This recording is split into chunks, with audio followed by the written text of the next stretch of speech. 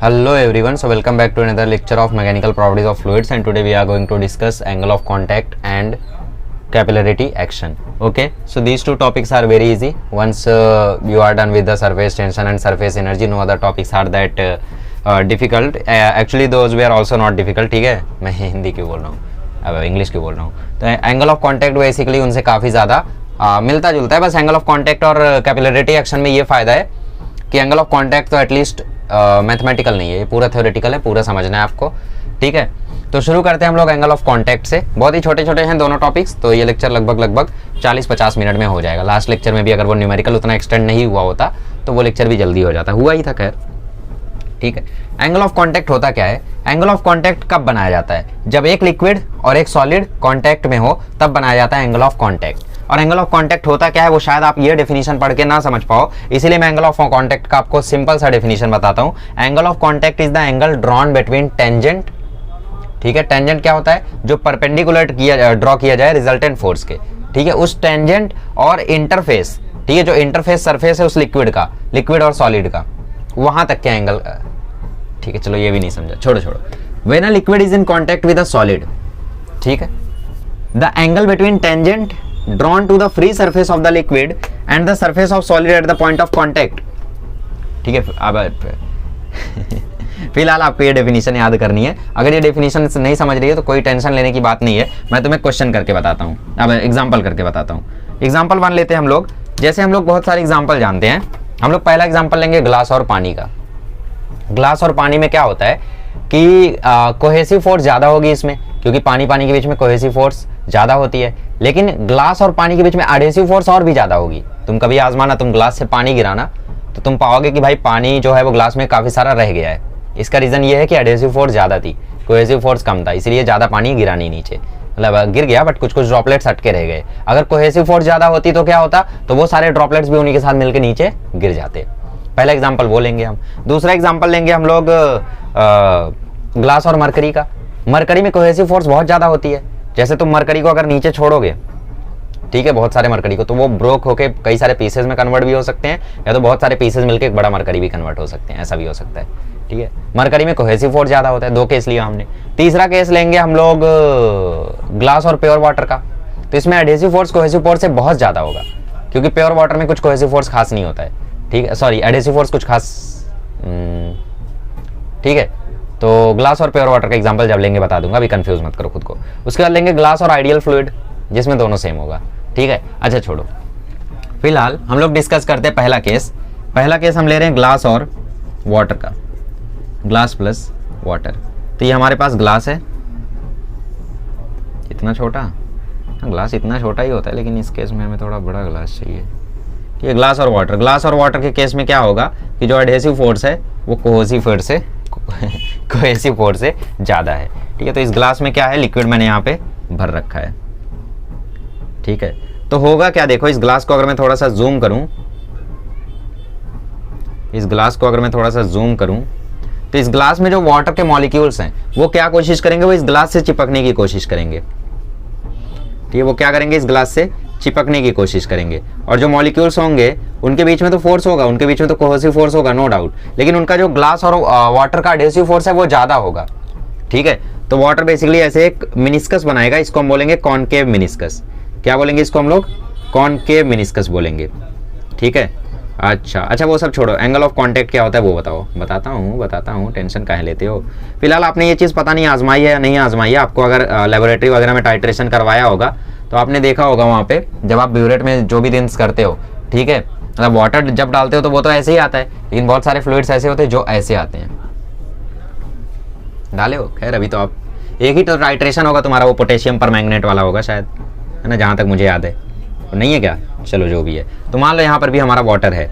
ठीक है, तो होता क्या है, क्योंकि यहाँ पे एडहेसिव फोर्स ज़्यादा है तो पानी के मॉलिक्यूल जो है वो ग्लास से ऊपर तक चिपकने की कोशिश करते हैं, और कोहेसिव फोर्स कम है, तो इसीलिए यहाँ पे पानी मॉलिक्यूल के बीच में फोर्स कम होता है as compared to adhesive force. तो मॉलिक्यूल जो है वो ऐसे चिपकने की कोशिश करते हैं, और चिपकते वो ऐसा एक शेप बना लेते हैं, और इसी शेप को हम लोग बोलते हैं कॉनकेव मिनिस्कस. ठीक है, if I am not wrong then it is concave meniscus. Yes, it is concave meniscus. ठीक है, अच्छा, अब ये कॉनकेव मेनिस्कस में होता क्या है, क्योंकि यहाँ पे एडहेसिव फोर्स कोहेसिव फोर्स से ज़्यादा है, तो मैं अगर सिर्फ ये वाली लेयर उठाऊं, ठीक है, ये जो पास में साइड वाली लेयर है, ये सिर्फ इतनी लेयर अगर मैं उठाऊं, तो यहाँ पे तुम देख रहे हो कि भाई इस तरफ लग रहा है एडहेसिव फोर्स, ठीक है, इस तरफ लग रहा है कोहेसिव फोर्स, तो इसका रिजल्टेंट कहाँ आएगा, इसका रिजल्टेंट कहीं यहाँ आएगा, इसको हम बोलेंगे रिजल्टेंट फोर्स, ठीक है। अच्छा, अब जो टेंशन फोर्स होता है, सरफेस टेंशन होता है, वो इस रिजल्टेंट फोर्स के परपेंडिकुलर लगता है, ठीक है, तो ये परपेंडिकुलर लग गया हमारा, इससे बनाता हूँ, ये परपेंडिकुलर लग गया हमारा टेंशन फोर्स, ठीक है, मतलब इसके और इसके बीच में एंगल कितना है 90 डिग्री का। और हमारा जो ग्लास है, हमारा ग्लास कैसे है, ऐसे हमारा ग्लास है, ठीक है, इस ग्लास में हम लोग इस जगह पर डिस्कशन कर रहे हैं। तो यहाँ पे अगर तुम ध्यान से देखो तो ये टी और इस ग्लास के इस इंटरफेस का जो एंगल है थीटा, इसी थीटा को हम बोलते हैं एंगल ऑफ कांटेक्ट। इसी थीटा को क्या बोलते हैं हम लोग, एंगल ऑफ कांटेक्ट। और अगर तुम ध्यान से देख पा रहे हो तो ये थीटा एक एक्यूट एंगल है, थीटा क्या है, एक एक्यूट एंगल है। तो जब भी थीटा एक एक्यूट एंगल होगा, ठीक है, जब भी थीटा एक एक्यूट एंगल होगा तो उस केस में बनेगा कॉनकेव मेनिस्कस, कॉनकेव मेनिस्कस। और कॉनकेव मेनिस्कस का एग्जांपल क्या है, glass plus water, glass plus water, ठीक है, ध्यान रखोगे। समझा एंगल ऑफ कांटेक्ट, फील आया कि नहीं, समझ में आया, ठीक है। तो angle of contact I hope तुम्हें समझ में आ गया होगा, नहीं समझा तो मैं एक और बार बता देता हूं। हमने क्या लिया, एक एग्जांपल लिया, ठीक है, एक एग्जांपल लिया जिसमें हमारे पास ग्लास था और उसमें वाटर था, ठीक है, ग्लास में वाटर है। अब आपको पता है कि वाटर के बीच में कोहेसिव फोर्स होगा और वाटर और ग्लास के बीच में एडहेसिव फोर्स होगा। और इस केस में क्या होता है कि जो कोहेसिव फोर्स होता है वो एडहेसिव फोर्स से कम होता है। क्यों होता है, एक्सपेरिमेंटली ऐसा पाया गया कि पानी के बीच में जो फोर्स होता है वो पानी और ग्लास के बीच में जो फोर्स होता है उससे कम होता है।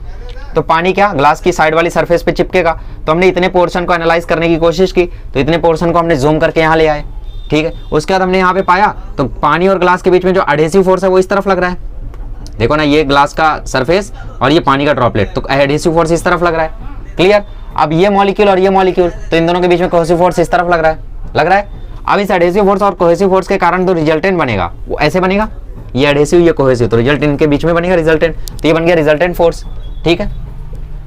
अब देखो यहाँ पे क्वेश्चन क्या बोल रहा है, angle between the tangent drawn through the free surface. ये जो टेंजेंट तुमने ड्रॉ किया है, ये टी बेसिकली क्या है, टेंजेंट है, इसको आप सरफेस टेंशन भी बोल सकते हो क्योंकि ये टेंजेंट ही है ना, ठीक है।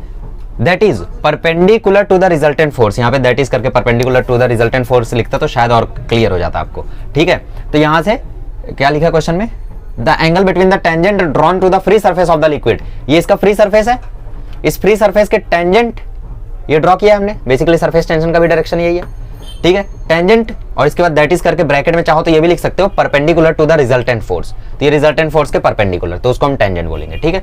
Drawn to the free surface of the liquid, दो लाइन समझी, ये ड्रॉ कर दिया हमने, दो लाइन समझी। तीसरी line, and the surface of the solid at the point of contact, surface of the solid at the point of contact, ये इसका पॉइंट ऑफ कॉन्टैक्ट है और ये सरफेस, तो ये बेसिकली ये सरफेस से लेके इस टी तक जो एंगल है, मतलब बेसिकली ये सरफेस से लेके इस टी तक जो एंगल है पूरा, ये ब्लू लाइन तक, ठीक है। कुछ लोगों को डाउट आ रहा होगा एफसी तक क्या, नहीं, ब्लू लाइन तक, यहाँ सरफेस से लेके इस ब्लू लाइन तक जो एंगल थीटा है, इसी थीटा को हम बोलते हैं एंगल ऑफ कांटेक्ट। इसी थीटा को क्या बोलते हैं हम लोग, angle of contact. This is angle of contact for you. समझ में आ गया ना, चलो भाई, मेहनत रंग लाई, ये होता है एंगल ऑफ कांटेक्ट। अब डेफिनेशन क्लियर हुई, the angle between the tangent drawn to the free surface of the liquid and the surface of the solid at the point of contact measured inside the liquid is called angle of contact. पहले पता नहीं क्या लग रहा था clear, कुछ तो ऐसे हो रहा हूँ जैसे तुमसे ज्यादा मुझे समझ गया हो मजा आता है यार जब मैं अपना बेस्ट दे पाता हूँ ना समझाने में, जब लगता है कि यार इससे अच्छा मैं नहीं कर सकता था तो अच्छा लगता है। अब पता नहीं आपको उससे भी समझता है या नहीं, लेकिन जब भी मतलब मैं अपना बेस्ट देता हूँ तो मुझे थोड़ी सी खुशी होती है। कई बार ऐसा होता है कि मैं अपना बेस्ट नहीं दे पाता, कुछ चैप्टर्स हैं जो मैं नाम नहीं लूँगा, ठीक है, बट उन चैप्टर्स में मुझे लगता है कि यार मैं और अच्छा पढ़ा सकता था, तो आने वाले समय में मैं भी रीअपलोड करूँ, वैसे कम चांस है। चलो आगे बढ़ते हैं, दूसरा केस लेते हैं। समझ गए, थीटा जब एक्यूट एंगल बनेगा तो कॉनकेव मेनिस्कस बनेगा, उसका एग्जांपल है ग्लास प्लस वाटर, ठीक है। यहाँ पे ध्यान से देख रहे हो, एंगल जो है वो एक्यूट एंगल है, ठीक है। आ जाओ नेक्स्ट केस देखते हैं हम लोग, ग्लास प्लस मरकरी का। तो मरकरी का एग्जांपल तो मैंने तुम्हें बता ही दिया था, बाकी मैं एक बार फोन में भी देख लूँ अगर कुछ नई चीज़ हो, इसमें कुछ बताना भूल गया हूँ। अच्छा, नेक्स्ट इन्होंने डायरेक्ट कॉन्वेक्स मेनिस्कस, इन्होंने पता नहीं क्या एग्जाम्पल कर करके बताया है, ठीक है, जो भी है। ओके, नेक्स्ट हम लोग देखते हैं ग्लास प्लस Hg। ठीक है, डेफिनेशन मिटा दूं? चलो डेफिनेशन एक बार और रहने देता हूं, फिर मैं मिटा दूंगा।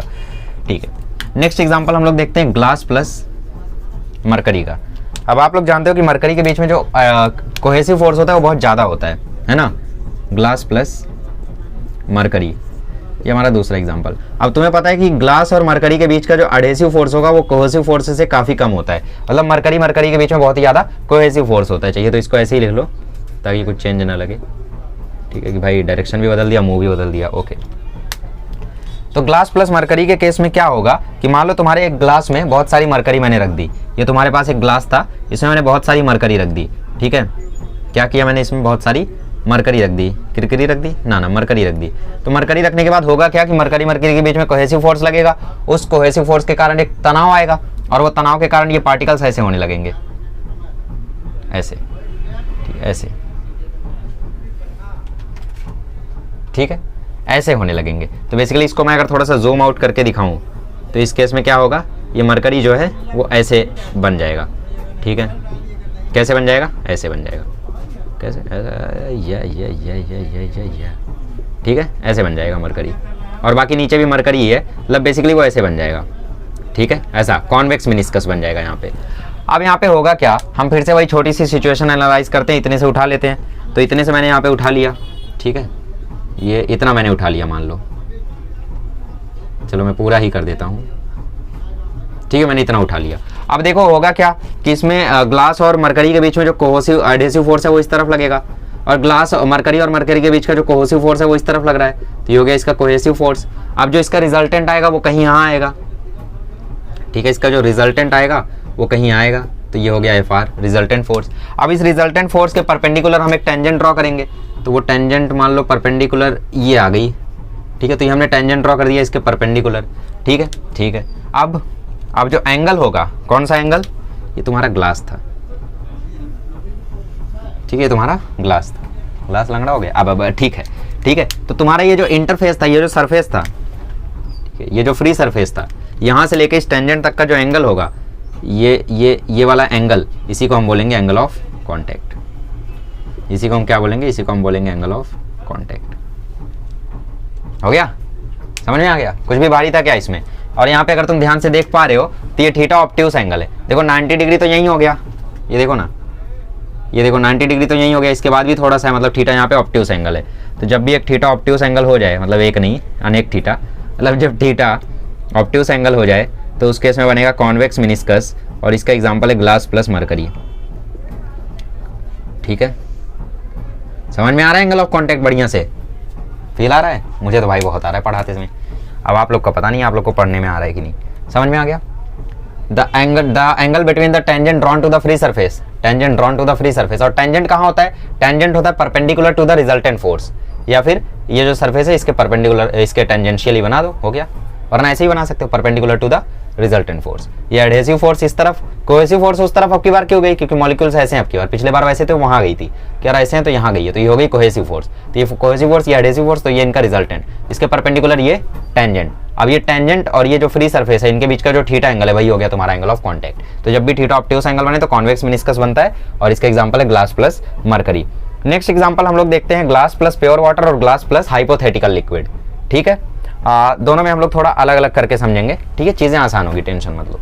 चलो अभी मैं ये सब रफ कर देता हूँ और बढ़िया से आपको वो दो एग्जांपल्स भी बताता हूँ। चलो, तो अभी तक हम लोगों ने दो चीज़ देख ली। एक ये देखा कि भैया जब थीटा एक्यूट एंगल हो तो उस केस में बनता है कॉनकेव मिनिस्कस, और जब थीटा एक ऑब्ट्यूस एंगल हो तो उस केस में बनता है कॉन्वेक्स मिनिस्कस। वैसे ये सब रटने की ज़रूरत नहीं है, ठीक है, बट मुझे पता है मैं लिखूंगा तो रटा जाएगा अपने आप। ठीक है, रटने की ज़रूरत है नहीं वैसे, क्योंकि देखो आप डिराइव करके देख ही लोगे, और एग्जांपल आएगा ही भाई कि जैसे एग्जाम में क्वेश्चन पूछेगा तो वो इतना ही पूछेगा, define angle of contact, give one example of concave meniscus, तो बोल देना ग्लास प्लस वाटर। बाकी आपकी टेक्स्टों में कुछ एंगल ऑफ कांटेक्ट वगैरह लिखा हुआ है। तो अभी हम लोग जीरो एंगल ऑफ कांटेक्ट देखने जा रहे हैं, that is glass plus pure water. Zero angle of contact in glass plus pure water. ठीक है, कुछ और नहीं पढ़ा रहा हूँ, टेक्स्ट बुक का ही पढ़ा रहा हूँ, टेंशन मत लो। तो ग्लास प्लस प्योर वाटर के केस में क्या होता है कि इसमें जो एडहेसिव फोर्स होती है वो कोहेसिव फोर्स से बहुत बहुत बहुत बहुत बहुत ज़्यादा हो जाती है, मतलब कोहेसिव फोर्स नेग्लिजिबल हो जाता है। ठीक है, तो अगेन हम लोग वही ग्लास कंस्ट्रक्ट करते हैं। ठीक है, ग्लास कंस्ट्रक्ट करते हैं, और यहाँ पे हमारे पास अगेन वही वाटर है, ठीक है। बट अब की बार क्या होगा कि वाटर का जो कोहेसिव फोर्स होता है वो होता ही नहीं है, तो यहाँ पे सिर्फ एडहेसिव फोर्स होता है ना।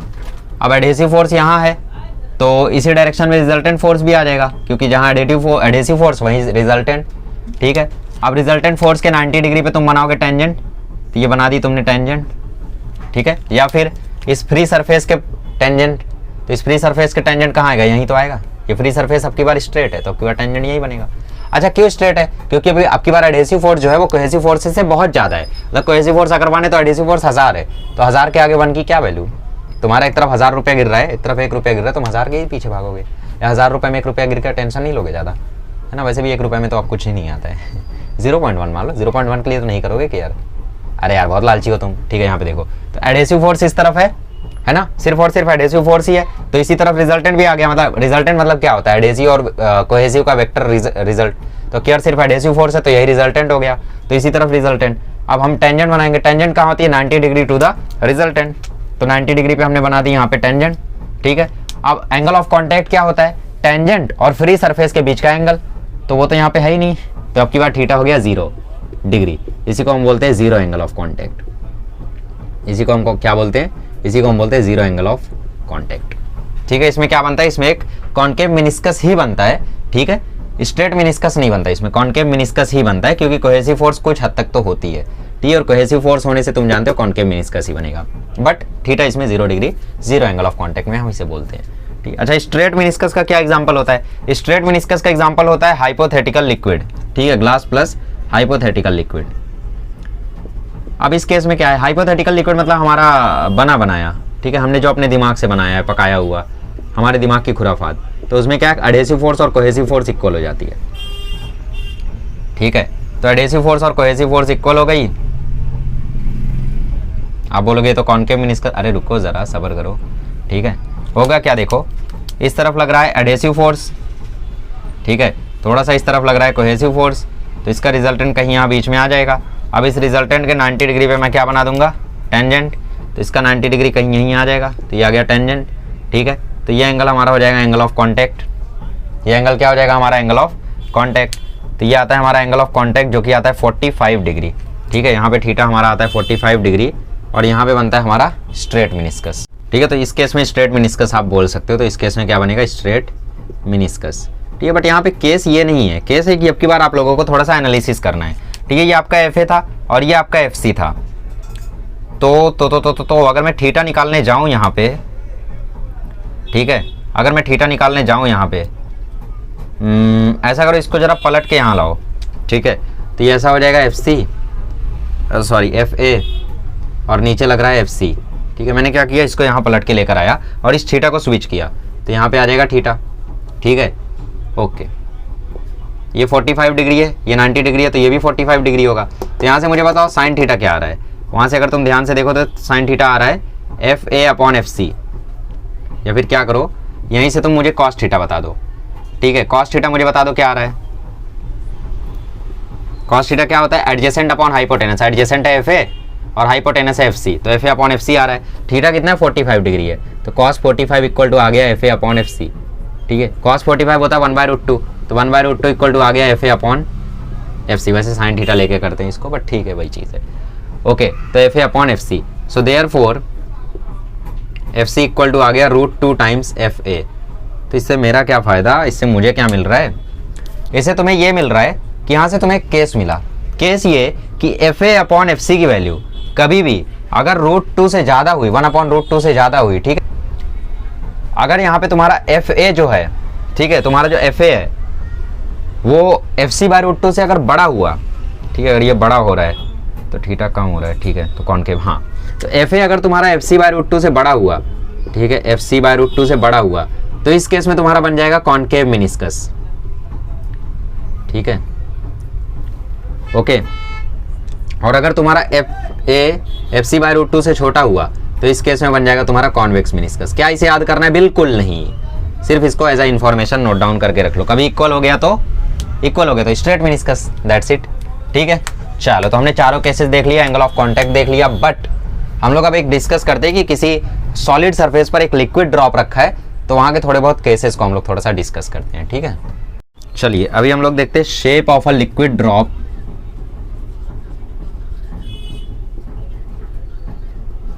On a solid surface, on a solid surface, ठीक है। क्या सेंस है इसका, थोड़ा सा समझाने की कोशिश करता हूँ। मान लो यहाँ पे तुम्हारे पास एक सॉलिड सरफेस है, ठीक है, और यहाँ पे तुम्हारे पास एक लिक्विड ड्रॉप है। थोड़ा ज़्यादा बड़ा बना दिया मैंने, ठीक है, एक्चुअली उतना बड़ा ही बनाना है तभी समझाने में मज़ा आएगा, है ना। तो ये हो गया तुम्हारा लिक्विड ड्रॉप। ओके, तो ये हो गया तुम्हारा liquid drop on a solid surface. ये क्या है तुम्हारा, ये है तुम्हारा सॉलिड सरफेस, और ये क्या है तुम्हारा, ये है तुम्हारा ड्रॉप, ठीक। अब देखो यहाँ पे होगा क्या कि टेंशन फोर्सेज आएंगी, ठीक है, सरफेस टेंशन की फोर्स आएगी। कहाँ कहाँ आएगी, कई कई जगहों पर आएगी। यहाँ पे 3 फोर्सेज आएंगी, एक होगा T1, एक होगा T2, एक होगा T3, ठीक है। एक आएगा लिक्विड और सॉलिड के बीच में, एक आएगा लिक्विड और एयर के बीच में, एक आएगा liquid solid, liquid air, solid air के बीच में, ठीक है।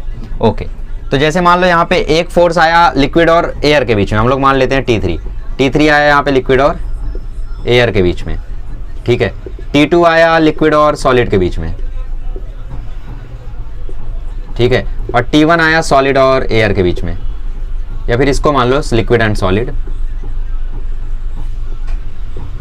ठीक है, और ये हो गया तुम्हारा सॉलिड एंड एयर। तो कहाँ कहाँ आएंगे ये forces, force due to tension, ठीक है। तो T1 क्या है हमारा, लिक्विड और सॉलिड के बीच का फोर्स है। तो लिक्विड और सॉलिड कहाँ है, देखो ये रहा तुम्हारा लिक्विड और ये रहा तुम्हारा सॉलिड। तो लिक्विड और सॉलिड के बीच का फोर्स जो है वो यहाँ आएगा, ठीक है। ये हो गया मान लो तुम्हारा T1। ओके, ये हो गया तुम्हारा क्या, T1, ठीक है। T1 क्या है, लिक्विड एंड सॉलिड।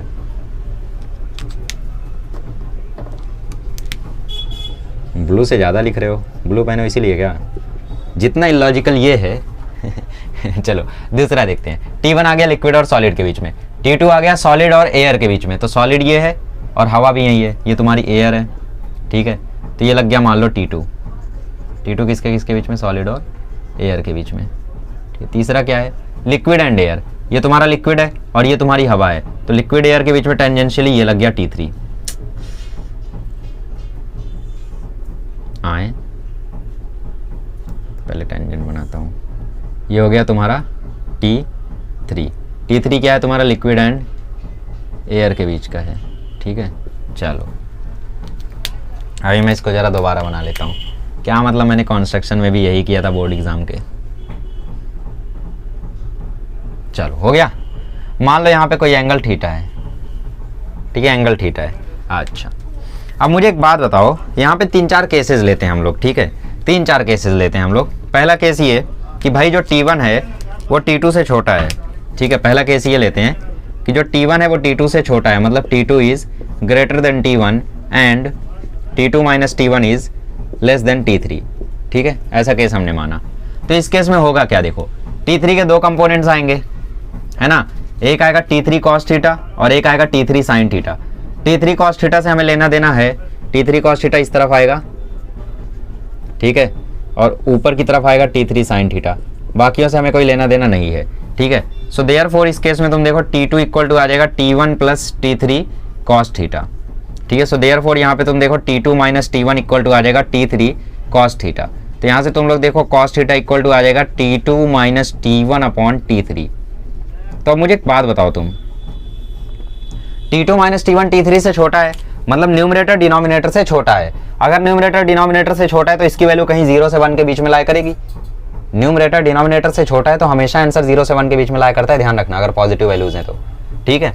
ओके, तो इसकी वैल्यू 0 से 90 के बीच में लाया करेगी, मतलब बेसिकली 0 से 1 के बीच में लाया करेगी। तो थीटा की वैल्यू 0 से 90 के बीच में लाया करेगी।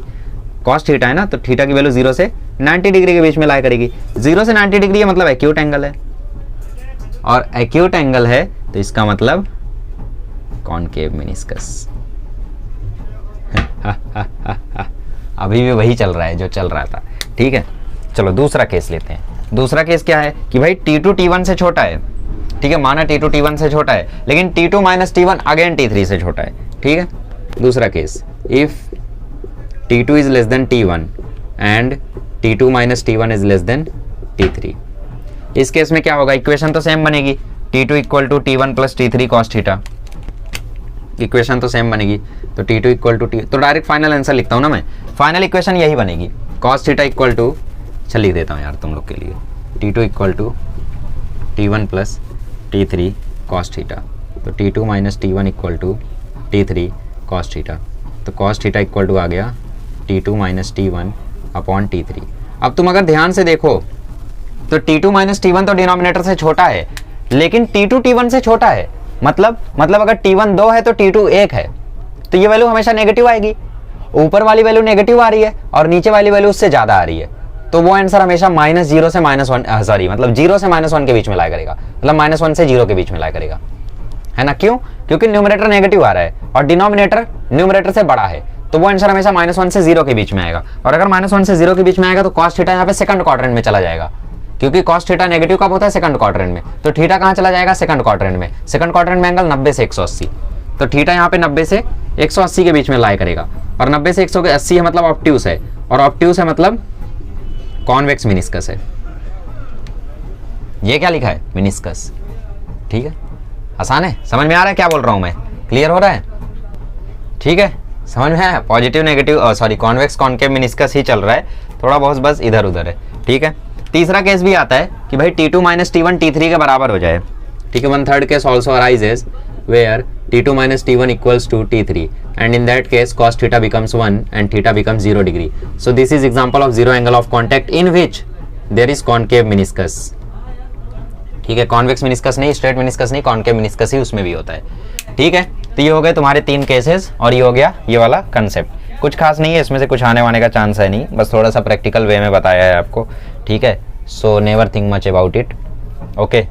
सो एक बार और बता देता हूँ, ज़्यादा वो हो तो, यहाँ पे टी क्या है, टेंशन फोर्सेज हैं, सरफेस टेंशन फोर्सेज हैं, ठीक है। एक टेंशन फोर्स लिक्विड सॉलिड के बीच में लग रही है, ठीक है, लिक्विड सॉलिड ये सॉलिड ये लिक्विड, तो यहाँ पे एक टेंशन फोर्स सॉलिड एयर के बीच में लग रही है, ये सॉलिड ये एयर, तो यहाँ पे, ठीक है। एक टेंशन फोर्स लिक्विड और एयर के बीच में लग रही है, तो वो यहाँ पे टेंजेंशियली लगती है लिक्विड और ये फोर्स है ना, तो यहाँ पे लग गई। अब उसके बाद हमने इसके T3 के 2 कंपोनेंट किए, एक T3 cos थीटा, एक T3 sin थीटा। हमने देखा T3 cos theta T1 balance कर रहे हैं T2 को, अभी भी फ्लूइड एट रेस्ट चल रहा है, तो मतलब ये रेस्ट पे है, ठीक है। तो यहाँ पे हमने 2 केस लिया, एक में T2 को T1 से बड़ा बताया, एक में T1 को T2 से बड़ा बताया, और T2 माइनस T1 को हमेशा हमने T3 से छोटा ही बताया, ठीक है, दोनों ही केस में।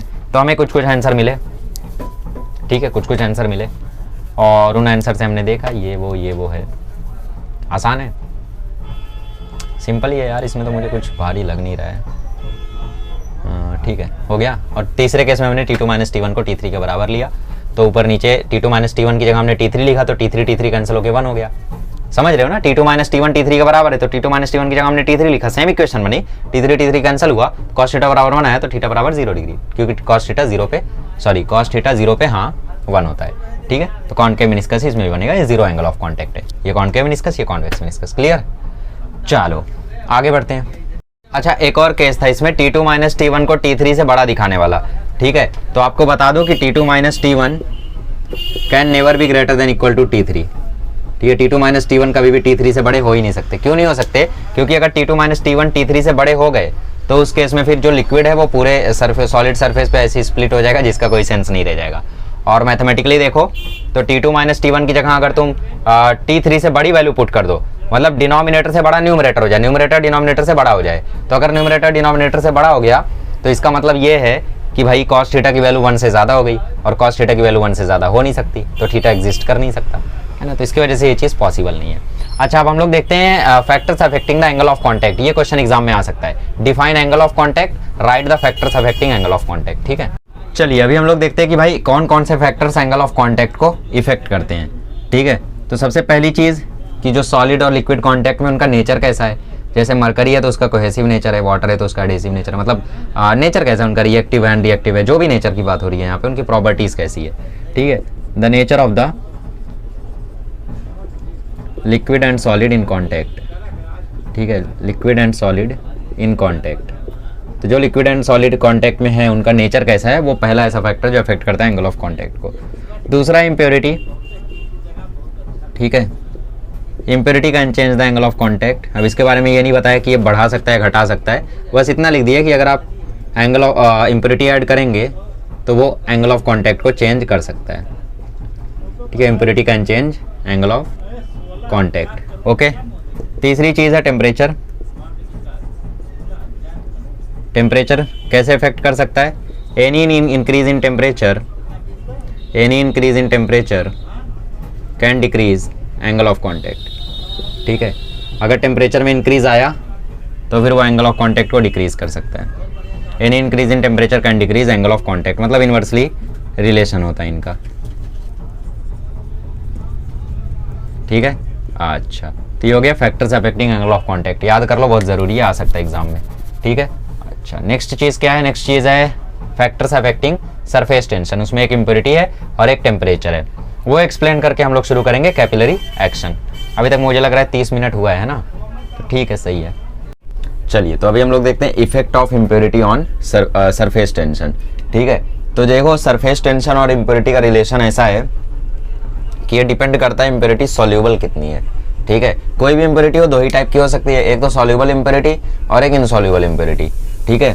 तो सरफेस टेंशन जो होता है वो इम्प्योरिटी के सॉल्युबिलिटी के डायरेक्टली प्रोपोर्शनल होता है। मतलब अगर सॉल्युबिलिटी ज़्यादा होगी, मतलब सॉल्युबिलिटी अगर बढ़ेगी तो सरफेस टेंशन भी बढ़ता है, ठीक है। अगर सॉल्युबिलिटी घटेगी तो सरफेस टेंशन भी फिर घटता है, ठीक है। इसका मतलब क्या है? इसका मतलब ये है कि जैसे तुम अगर इसमें कोई सॉल्युबल इम्प्योरिटी डाल दो, when soluble impurity is added, ठीक है।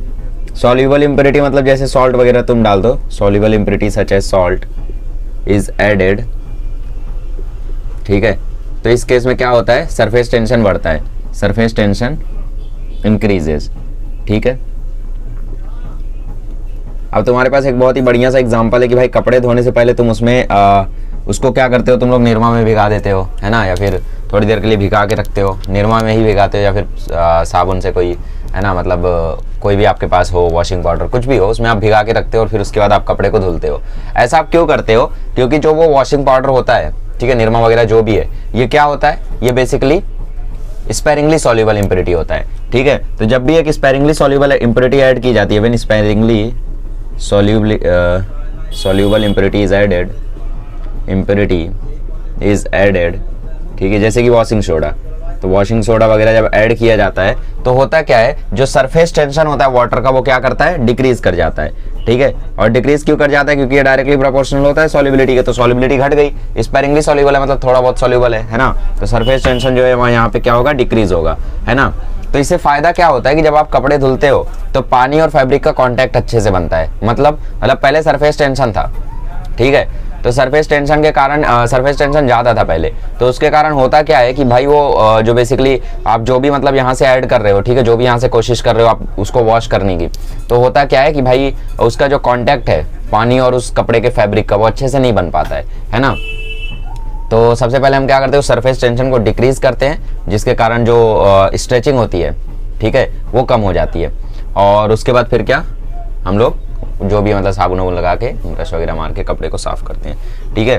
तो यहाँ पे भाई लिखा हुआ है, for example detergent powder is mixed with water to wash cloth, due to this surface tension of water decreases and water makes good contact with the fabric and is also able to remove the tough stains, वरना stains तक पानी सही से पहुंच ही नहीं पाता है ना।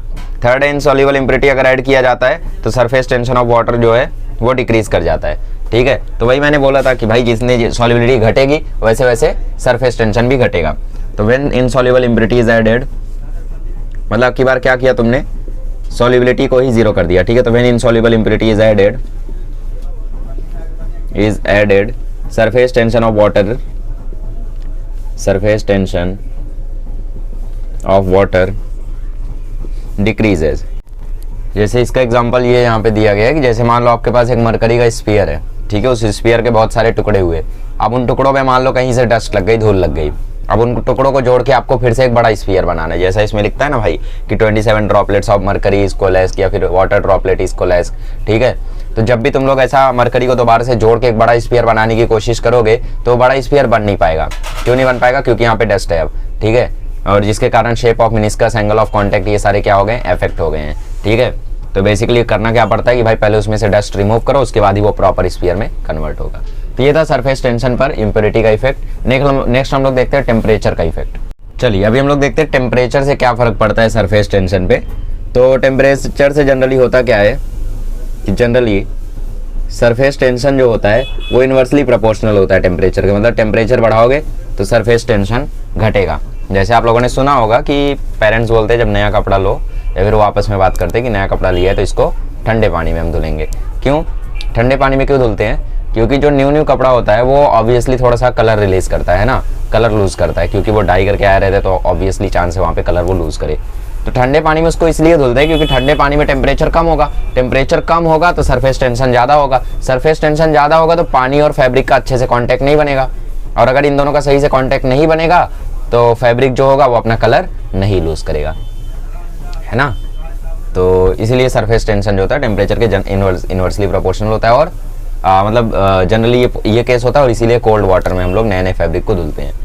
और ओल्ड फैब्रिक को हम लोग गर्म पानी में क्यों धुलते हैं? सॉरी, मतलब जैसे आपके पास कोई स्टैंड फैब्रिक है, कोई ऐसा कपड़ा है जिसके ऊपर दाग लग गया है, ठीक है, तो पोर अप तो कर नहीं पाओगे, तो पोर अप करने की जगह हम लोग क्या करते हैं, हम लोग गर्म पानी में कपड़े को धुलते हैं, ठीक है। गर्म पानी में कपड़े को धुलने से क्या होता है कि बेसिकली टेम्परेचर उसका ज़्यादा होता है तो सरफेस टेंशन कम हो जाता है, तो सरफेस टेंशन कम होने के कारण वाटर और फैब्रिक का अच्छा कॉन्टैक्ट बनता है और वो अच्छे से वॉश हो जाता है, ठीक है। और एक मोल्टेन कॉपर और मोल्टेन कैडमियम का केस आता है, ठीक है। मोल्टेन कॉपर और मोल्टेन कैडमियम के केस में क्या होता है कि जैसे जैसे आप टेम्परेचर बढ़ाते हो वैसे वैसे उनका सरफेस टेंशन बढ़ता है, तो वो एक एक्सेप्शन की तरह हो गया, एक्सेप्शन इन फिजिक्स, ठीक है, एग्जिस्ट करता है कि भाई कोई आपके पास मोल्टेन कॉपर हो या फिर मोल्टेन कैडमियम हो, ठीक है, ओके, मोल्टेन कैडमियम हो या मोल्टेन कॉपर हो, इनके केस में क्या होता है जो सरफेस टेंशन होता है वो टेम्परेचर के साथ डायरेक्टली बढ़ता है, मतलब टेम्परेचर बढ़ाओगे तो सरफेस टेंशन बढ़ेगा, ठीक है। अच्छा, एक और फैक्ट की तरह यहाँ पे दिया हुआ है तो उसको भी लिख लो, the surface tension of a liquid become zero, liquid become zero at critical temperature, ठीक है, नोट कर लो इसको। चलो आगे बढ़ते हैं। चलिए अभी हम लोग देखते हैं एक्सेस प्रेशर का कंसेप्ट। एक्सेस प्रेशर क्या होता है, छोटा सा आप लोगों को पहले आइडिया दिया हुआ है, फिर formation of soap and bubble में सोप बबल के केस में आप लोगों को एक डेरिवेशन दिया हुआ है, तो डेरिवेशन भी IMP है और एक्सेस प्रेशर का कंसेप्ट भी समझना ज़रूरी है, ठीक है, एग्जाम पॉइंट ऑफ व्यू से तो नहीं है। जैसे मान लो आपके पास यहाँ पे एक कंटेनर है, यहाँ पे आपके पास एक प्लेन सरफेस है, ठीक है, यहाँ पे आपने एक पॉइंट A लिया, एक पॉइंट B लिया, ठीक है। मुझे बताओ प्रेशर कहाँ पर ज़्यादा है, pressure at A, pressure at B, बताओ प्रेशर एट A ज़्यादा है या प्रेशर एट B ज़्यादा है, ठीक है। आप थोड़ा सा खुद से सोचने की कोशिश करो, और ये ध्यान रखना कि यहाँ पे लिक्विड है, यहाँ पे एयर है, ठीक है, और ये सॉलिड है, ठीक है। आप लोग खुद से सोचने की कोशिश करो, बाकी मैं और आगे पॉइंट्स बनाता हूँ, ठीक है। चलो तो अभी हम लोग तीनों केसेस के लिए देखते हैं, ये कॉनकेव मिनिस्कस है और ये कॉन्वेक्स मिनिस्कस है और ये प्लेन मिनिस्कस है, तीनों के लिए हम लोग देखते हैं।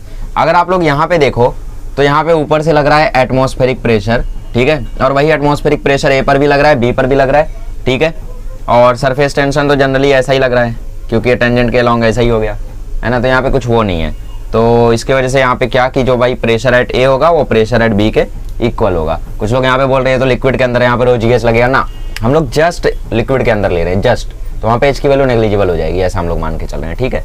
अब यहाँ पे अगर बात करोगे तुम लोग तो सरफेस टेंशन की डायरेक्शन ऐसे आएगी, ठीक है, टेंजेंशियली ऐसे आएगी, टेंजेंशियली ऊपर से लग रहा है एटमॉस्फेरिक प्रेशर, यहाँ से लग रहा है सरफेस टेंशन का फोर्स, सरफेस टेंशन के फोर्स के दो कंपोनेंट्स होंगे, एक कंपोनेंट इस तरफ जाएगा, एक कंपोनेंट इस तरफ जाएगा, ये दोनों एक दूसरे को कैंसिल कर देंगे और इनका एक रिजल्टेंट बनेगा ऊपर की तरफ, है ना। तो इसको मान लो ये बना 2t sin theta double dash मान लो उसको, है ना, तो एक ऊपर की तरफ बन रहा है 2t डबल डैश, बट ऊपर से एटमॉस्फेरिक प्रेशर भी लग रहा है ना। तो ये जो B का प्रेशर है 2t डबल डैश, ये एटमॉस्फेरिक प्रेशर को कैंसिल करने की कोशिश कर रहा है, लेकिन कॉनकेव मिनिस्कस में होता क्या है कि जो प्रेशर एट B होता है वो प्रेशर जो A से होता है उससे कम हो जाता है। क्यों? क्योंकि A पर जो प्रेशर लग रहा है वो एटमॉस्फेरिक प्रेशर है, ठीक है, और यहाँ से टेंशन का प्रेशर लग रहा है, तो ऑब्वियसली आपको पता है कि जो एटमॉस्फेरिक प्रेशर है वो ज्यादा ही होगा यहाँ पे, है ना, तो इसकी वजह से ये कम हो जाता है, तो प्रेशर एट B कम हो जाता है प्रेशर एट A से, ठीक है। इस केस में देखोगे तो सरफेस टेंशन ऐसे लगेगा टेंजेंशियली लगाते हैं, इसका रिजल्टेंट अब की बार नीचे की तरफ बनेगा, ये बन गया 2t डबल डैश मान लो, और ऊपर से एटमॉस्फेरिक प्रेशर भी यहीं लग रहा था, तो आप लोग अगर ये देखो तो पॉइंट A पर सिर्फ एटमॉस्फेरिक प्रेशर लग रहा है और पॉइंट B पर एटमॉस्फेरिक प्रेशर के साथ साथ 2t डबल डैश भी लग रहा है, तो इसका मतलब PA जो होगा वो PB से, मतलब जो PB होगा वो PA से बड़ा होगा। क्यों? क्योंकि डाउनवर्ड है ना दोनों फोर्सेस। अरे भाई ध्यान से देखो, पहला केस देखो, पहले केस में क्या था, एटमॉस्फेरिक प्रेशर लग रहा था ए पे बी पे, प्लेन सरफेस था, यहाँ पे कोई भी केस नहीं था, और तो पी ए पी बी के इक्वल हो गया। अब इस केस में सरफेस टेंशन के दो कंपोनेंट्स हुए, तो बी पर क्या हो रहा है, एटमॉस्फेरिक प्रेशर ऊपर से लग रहा है लेकिन नीचे से 2T डबल डैश लग रहा है। तो एटमॉस्फेरिक प्रेशर को 2T डबल डैश का प्रेशर, मतलब इस सरफेस टेंशन का जो प्रेशर है कुछ ना कुछ कम कर रहा है। मतलब बी पर जो प्रेशर बन रहा है रिजल्टेंट, पीबी जो बन रहा है रिजल्टेंट, वो क्या बन रहा होगा, वो PA minus p due to 2T double dash बन रहा होगा, है ना। और ए पर जो प्रेशर बन रहा है वो बन रहा है पीए। तो अब तुम यहां से देख के मुझे बता दो कौन बड़ा है, पीए बड़ा है या पीबी बड़ा है। अगर तुम देखो तो पीबी में पीए में से कुछ वैल्यू माइनस हो रही है। मान लो पीए की वैल्यू है 10 और पी 2T डबल डैश की वैल्यू है 2, तो 10 माइनस 2 ये 8 आ रहा है और ये 10 आ रहा है, तो बड़ा कौन, पी है ना। तो यहाँ पे हो क्या रहा है बेसिकली कि जो पीबी है वो पीए से कम पड़ रहा है। क्यों, क्योंकि बी पर एक अपवर्ड प्रेशर है और एक डाउनवर्ड प्रेशर है, तो उसके कारण बी पर प्रेशर कम हो जा रहा है। लेकिन इस केस में अगर तुम देखो तो ए पे सिर्फ एटमॉस्फेरिक प्रेशर है क्योंकि वो पानी के जस्ट ऊपर है, और बी पर सरफेस टेंशन का भी प्रेशर है डाउनवर्ड और एटमॉस्फेरिक प्रेशर भी है डाउनवर्ड, तो डाउनवर्ड मिलाकर रिजल्टेंट यहाँ पे ज्यादा हो रहा है। तो बेसिकली यहाँ पे पीबी क्या आ रहा है, यहाँ पे पीबी आ रहा है pressure due to atmosphere and pressure due to 2T double dash. ये बस समझने के लिए लिख रहा हूँ, ऐसा इसको एग्जाम वगैरह में मत लिख देना, वरना उन लोग सोचेंगे टी डबल डैश क्या है ना। समझ रहे हो ना टी डबल डैश क्या है, साइन थीटा वाला कंपोनेंट, ठीक है। और तुम अगर पीए की बात करो तो यहाँ पे सिर्फ एटमॉस्फेरिक प्रेशर है पीए, तो इसीलिए बड़ा कौन, ऑब्वियसली पीबी बड़ा क्योंकि प्लस में है और यहाँ पे माइनस में। समझ गया, ये कंसेप्ट था। अभी हम लोग देखते हैं explanation of formation of drop and bubble. बहुत इंपॉर्टेंट कंसेप्ट है, ठीक है। Explanation of formation of drop and bubble बहुत इंपॉर्टेंट है, एग्जाम में कई बार आ चुका है, प्लीज इसको अच्छे से करना, ठीक है। और मैं भी आपको अच्छे से कराऊंगा इसे, explanation of formation of drop and bubble, ठीक है। तो मान लो हमारे पास एक सरफेस था, ठीक है। पहले मैं डायग्राम बना लेता हूं। मान लो हमारे पास एक सरफेस था यहाँ पे, ये ऐसा, ठीक है, जिसका रेडियस क्या था, r। ओ भाई क्या सर्कल है, आए, ये था r रेडियस का, ठीक है। हमने क्या किया, इसको थोड़ा सा एक्सपांड किया तो ये क्या हो जाएगा, ये थोड़ा सा एक्सपांड हो जाएगा ऑब्वियसली।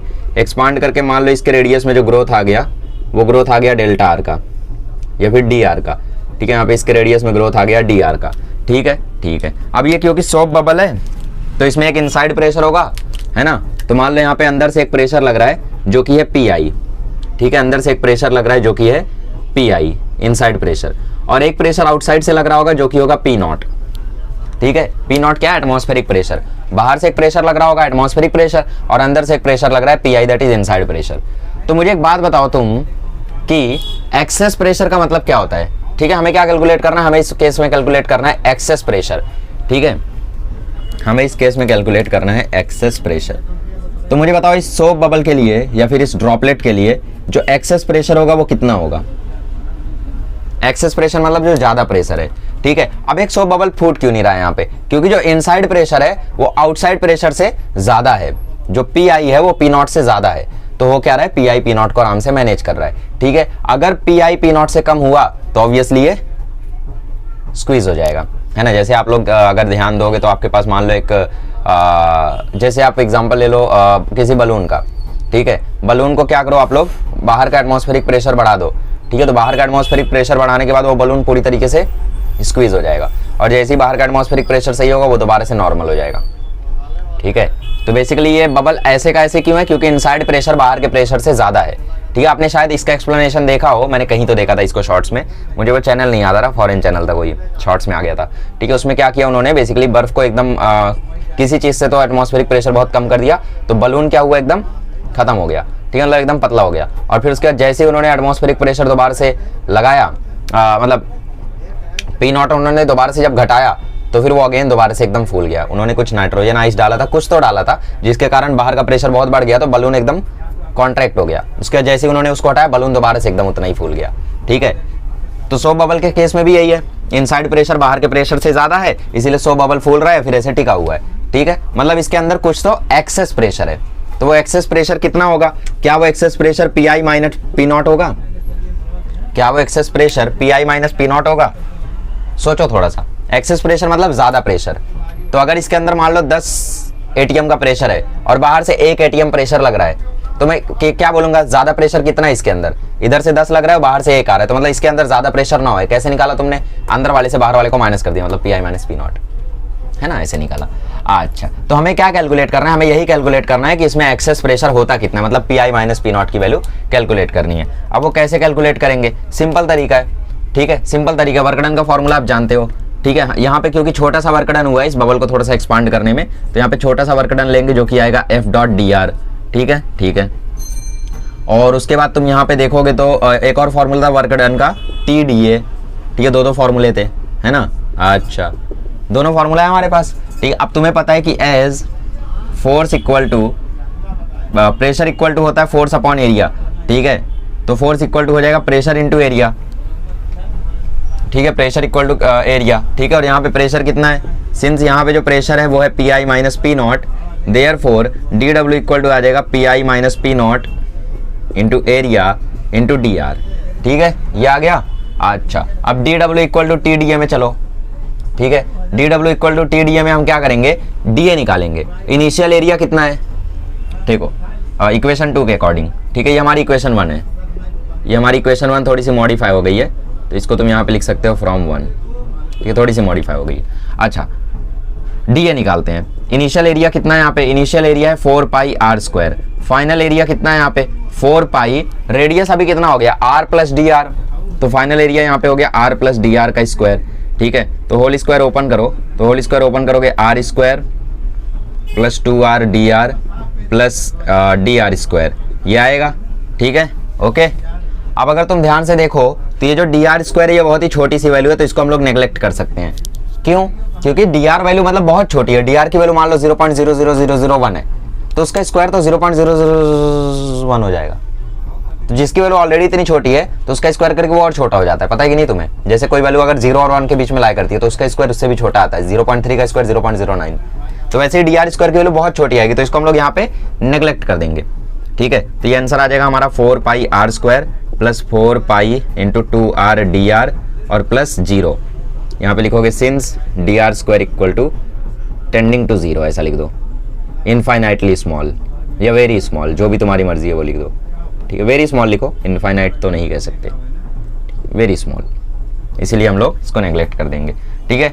तो यहाँ पे डेल्टा ए क्या आ जाएगा, मतलब डी ए क्या आ जाएगा, डी ए आ जाएगा final area minus initial area, तो फाइनल एरिया क्या है 4 pi are square plus 8 pi R D R plus 0 minus 4 pi are square, ये हो गया तुम्हारा इनिशियल एरिया और ये हो गया तुम्हारा फाइनल एरिया। तो ध्यान से देखो 4 पाई आर स्क्वायर कैंसिल हो गया, तो तुम्हारा जो डी ए है वो निकल के आ गया 8 pi R D r, d a क्या आ गया तुम्हारा 8 पाई आर डी आर, ठीक है। तो हम क्या करेंगे, हम इस टी डी ए में पुट कर देंगे डी ए की वैल्यू, तो डी डब्ल्यू इक्वल टू क्या आ जाएगा T into 8 pi R D r, ठीक है, इसको ले लो इक्वेशन 4, और ये कहाँ से आया फ्रॉम 2, ठीक है, 2 से आया, यहाँ पे हमने डी ए की वैल्यू डाल दी 8 पाई आर डी आर। अब हम क्या करेंगे, ये भी डी डब्ल्यू की वैल्यू और ये भी डी डब्ल्यू की वैल्यू, और यहाँ पे एरिया हम लोग लिख सकते हैं, एरिया यहाँ पे क्या आएगा 4 पाई आर स्क्वायर ही आएगा, है ना, तो एरिया भी हम लोग यहाँ पे लिख सकते हैं, बट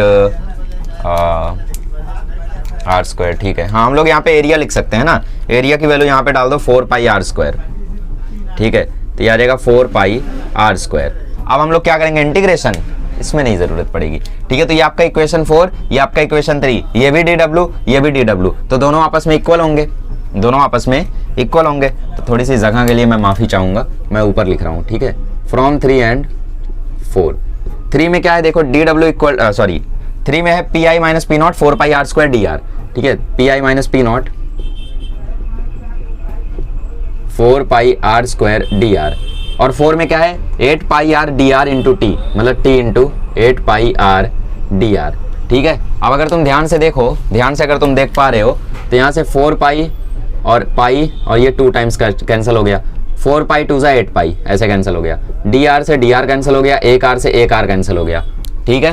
तो पी आई माइनस पी नॉट की वैल्यू हमें निकल के आ रही है, यहाँ पे देखो P I minus P naught की वैल्यू हमें निकल के आ रही है 2t बाय, ये आर नीचे गया तो 2t बाय आर, तो इसीलिए एक्सेस प्रेशर की वैल्यू आ जाती है हमारे पास 2t बाय आर। तो कभी भी क्वेश्चन तुमसे आए कि find the value of excess pressure या फिर find the value of pressure difference developed in the soap bubble, ठीक है, वैसे बबल के लिए 4t बाय आर होगा, ये भी ध्यान रखना, ठीक है।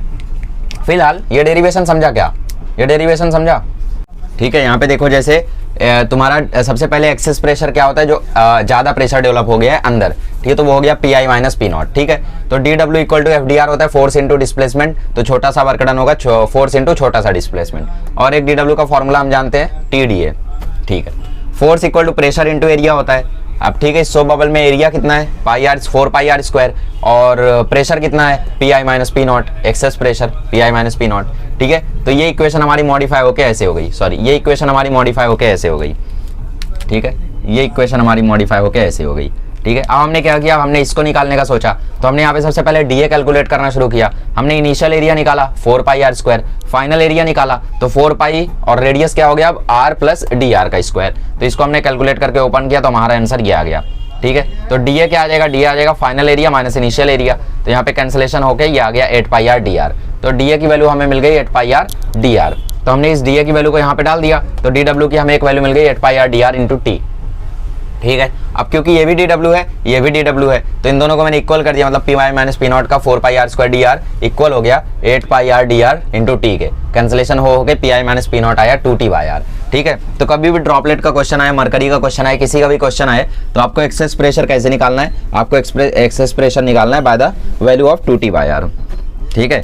लेकिन for the case of soap bubble, ठीक है, जब भी आप लोग बबल के केस में जाओगे, ठीक है, सोप बबल के केस में जाओगे, तो उस केस में आपको ध्यान रखना है कि P I minus P naught की वैल्यू 4 टी बाई आर होगी, ठीक है। 4 टी बाई आर क्यों होगी, क्योंकि इसके केस में जो डी डब्ल्यू होता है वो 2 टी डी ए होता है, ठीक है, मतलब 2 टाइम्स हो जाता है, तो यहाँ पे 2 टी डी ए आ जाएगा, तो 2 डी ए यहाँ 2 टी डी ए अगर यहाँ पे आ जाएगा तो 2 2 4 हो जाएगा, तो 4 टी बाई आर हो जाएगा, ठीक है। तो कभी भी सोप बबल का क्वेश्चन आए तो आप 4 टी बाई आर यूज करोगे, और कभी बाकी जनरल क्वेश्चन आए तो उसमें आप 2 टी बाई आर यूज करोगे। एंड फॉर अदर्स, जैसे मरकरी हो गया, ड्रॉपलेट हो गया, ठीक है, मरकरी ड्रॉपलेट कुछ भी हो गया वाटर वाटर का, तो उसमें आप P I minus P naught equal to 2 T by R use करोगे। बट वैसे जनरली इसका जो क्वेश्चन है, ठीक है, मतलब जो एक्सेस प्रेशर का क्वेश्चन है तो वो ज्यादातर सोप बबल के लिए ही आता है, तो उसमें तुम्हें P I minus P naught 4 T by R ही यूज करना है।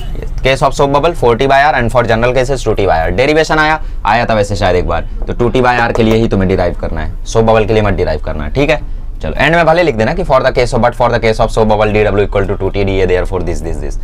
चलो आगे बढ़ते हैं, चलिए तो क्वेश्चन कर लेते हैं ताकि थोड़ा सा फील आ जाए, और इसके बाद हमारा लास्ट टॉपिक होगा जो कि होगा कैपिलरिटी एक्शन। तो आपको टाइम देख के लग रहा होगा हाँ यार लेक्चर तो थोड़ा लेंदी हो गया, मुझे भी लग रहा है कि लेक्चर काफ़ी लेंदी हो गया, ठीक है, बट क्या करें यार, फ्लूइड्स में सब कुछ थोड़ा सा डीप में जाने के लिए करना पड़ा इतना, है ना।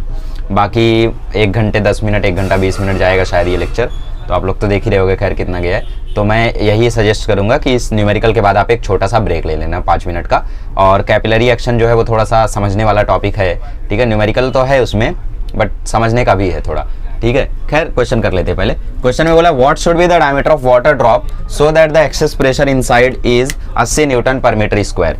तो एक्सेस प्रेशर क्या होता है, एक्सेस प्रेशर होता है P I minus P naught, तो पी आई माइनस पी नॉट की वैल्यू तुम्हें सीधा सीधा दे दिया 80 न्यूटन पर मीटर स्क्वायर, ठीक है, और तुम्हें सरफेस टेंशन ऑफ वाटर भी दे दिया दैट इज 7.27 इंटू 10⁻², तो 7.27 इंटू 10⁻² न्यूटन पर मीटर, ठीक है। क्वेश्चन में पूछ रहा है what should be the diameter of water drop, ध्यान रखना वाटर ड्रॉप की बात हो रही है, तो पी आई माइनस पी नॉट का फॉर्मूला क्या हो जाएगा वाटर ड्रॉप के लिए 2 T by R. Soap bubble का केस छोड़ के हर एक में फॉर्मूला 2 टी बाई आर ही यूज करोगे, सोप बबल में 4 टी बाई आर करना, ठीक है।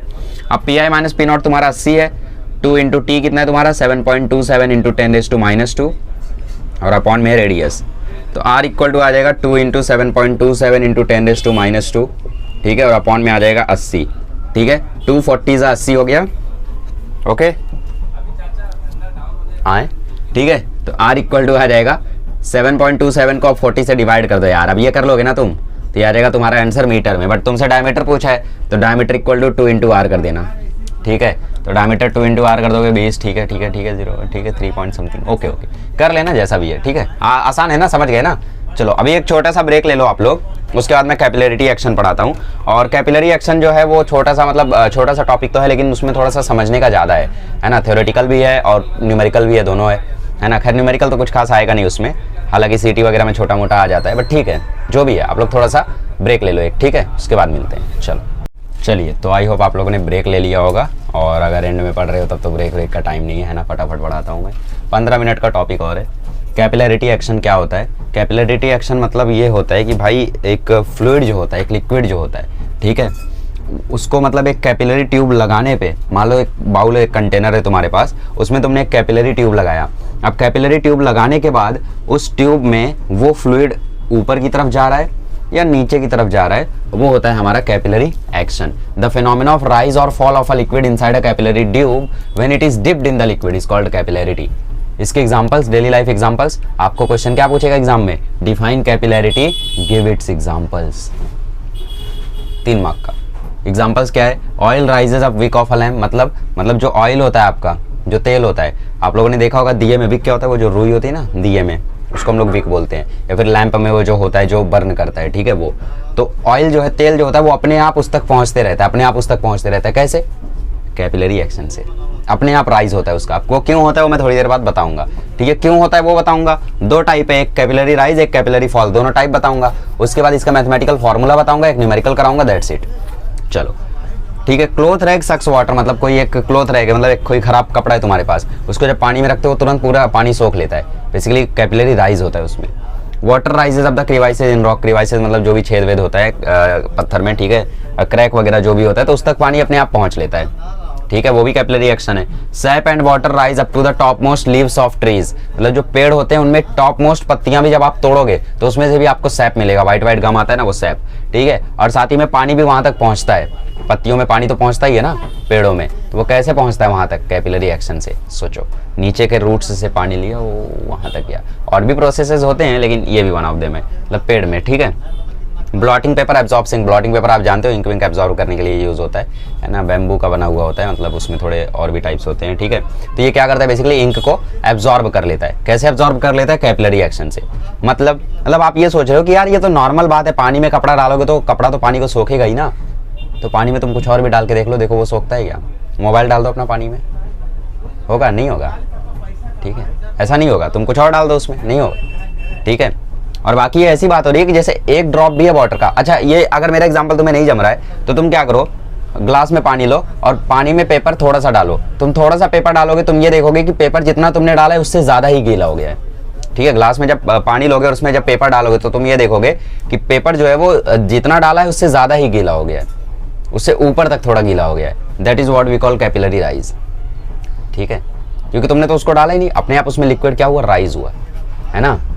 अब ये सारे पेपर पर वर्क नहीं करता है, कुछ स्पेशल पेपर होते हैं, लेकिन आप एक नॉर्मल पेपर से भी ट्राई कर सकते हो, मोस्ट प्रोबेबली वर्क कर जाए, लेकिन उतना इफेक्टिव नहीं दिखेगा आपको, ठीक है, ओके। जैसे एक फिल्टर पेपर होता है तो उस पर एकदम प्रॉपर वर्क करता है, उसको जब भी आप डालोगे तो तुरंत वो क्या करेगा? ऊपर तक उसको पानी को खींच लेगा। That's what we call capillary action. चलो आगे बढ़ते हैं और अभी हम लोग 2 टाइप की कैपिलरी एक्शन देखते हैं, एक राइज एक फॉल, दोनों एक्सप्लेन करता हूँ और फिर उसके बाद इसका फॉर्मूला डिराइव करते हैं हम लोग, ठीक है। आइए देखते हैं अब कैपिलरी फॉल और कैपिलरी राइज होता क्यों है, ठीक है। कैपिलरी फॉल आपको टेक्स्ट बुक में एक्सप्लेन किया है। इसमें क्या किया है, उन्होंने एक मरकरी लिया है कंटेनर में और यहाँ पे उन्होंने अपना कैपिलरी ट्यूब लगा दिया है, ठीक है। ये क्या है? ये कैपिलरी ट्यूब है, मान लो ये ऊपर तक ऐसे एक्सटेंडेड है, ठीक है, मान लो मैं बना रही हूँ, ठीक है। ये कैपिलरी ट्यूब है, इसको उसमें उन्होंने डाल दिया। तो हुआ ऐसा कि भाई जब उन्होंने इस ट्यूब को उसमें डाला तो ट्यूब में मरकरी यहाँ तक था, फिर मरकरी थोड़ा नीचे आ गया। ऐसा क्यों हुआ पता नहीं चला। कैपिलरी राइज में उन्होंने एक लिक्विड लिया, कुछ भी ले सकते हो इसमें कैपिलरी राइज के लिए। तुमने यहाँ पे ट्यूब डाला, ठीक है, तुमने ट्यूब जब डाला तो पानी का लेवल तो उतना था, लेकिन ट्यूब डालने के बाद ये पानी थोड़ा सा ऊपर आ गया। बट ये ऐसा क्यों हुआ ये उनको समझ में नहीं आया, ठीक है, ओके। तो ऐसा हुआ कि उसको हम लोग समझने की थोड़ी सी कोशिश करते हैं। थोड़ी देर पहले अगर आपको याद हो तो मैंने ये कॉन्वेक्स सरफेस पे बताया था कि ये कॉन्वेक्स सरफेस पे जो प्रेशर इनसाइड होता है वो आउटसाइड प्रेशर से ज्यादा होता है, मतलब पीबी जो है वो पीए से ज्यादा होता है। ऐसा क्यों होता है वो भी मैंने आपको बताया था, क्योंकि इसमें नेट फोर्स जो है टेंशन का वो नीचे की तरफ आ जाता है और एटमॉस्फेरिक प्रेशर भी नीचे की तरफ है, तो पीबी पीए से बड़ा हो जाता है। इतना समझा था आपको, है ना। और अगर तुम देखो तो सी और ए सेम हॉरिजॉन्टल लेवल पे, अगर नहीं है तो मैं बना देता हूँ, ये देखो सी और ए सेम हॉरिजॉन्टल लेवल पर है, तो जो पीए है वो पीसी के इक्वल है, ठीक है। और क्योंकि यहाँ पे सी और डी के बीच में अगर तुम ध्यान से देखो तो ये प्लेन सरफेस है, ठीक है ना। तुम्हें लग रहा होगा ये तो कॉन्वेक्स है, लेकिन अगर ये कॉन्वेक्स सरफेस बहुत ही ज्यादा बड़ा है, ठीक है, बहुत ही ज्यादा बड़ा है, तो कॉन्वेक्सिसिटी इसमें एंड पॉइंट्स पर ज्यादा होगी। मिडल पॉइंट पर अगर तुम देखोगे तो स्ट्रेट ही दिखेगा, तो मिडल पॉइंट पर अगर तुम देखो तो प्लेन सरफेस दिख रहा है, ठीक है। P A equal to P C, same horizontal level, ठीक है, सेम हॉरिजॉन्टल लेवल। और ये क्यों? कॉन्वेक्स मेनिस्कस, कॉन्वेक्स मेनिस्कस के कारण। और तुम्हें ये भी पता है कि भाई इसमें जो मैंने क्या बोला अभी, पीसीपीडी के बराबर होगा, ठीक है, पीसीपीडी के बराबर होगा सिंस क्या यहाँ पे रीजन है? प्लेन सरफेस, ठीक है, क्योंकि यहाँ पे ये प्लेन सरफेस है, ठीक है। तो अगर PC PD के बराबर है और PA PC के बराबर है तो तीनों आपस में इक्वल हो जाएंगे। So therefore PA PC PD equal हो जाएंगे आपस में। और अगर PA जो है वो PC के इक्वल हो गया, ठीक है, PA जो है वो PC PD के इक्वल हो गया, तो PA क्या चाहेगा कि PB भी उसके इक्वल हो जाए, ठीक है। और PB को इसके इक्वल लाने के लिए ये इसको थोड़ा सा नीचे खींचेगा। PA जो है वो PB को इक्वल लाने के लिए इसको थोड़ा सा नीचे खींचेगा और लिक्विड जो है वो फॉल हो जाएगा, ठीक है। देयरफॉर टू मेक PB बराबर PC लिक्विड विल या फिर mercury will fall, capillary fall will take place, ठीक है। कैपिलरी फॉल क्या होगा, यहाँ पे अकर होगा, फिनोमेना ये वाला होगा।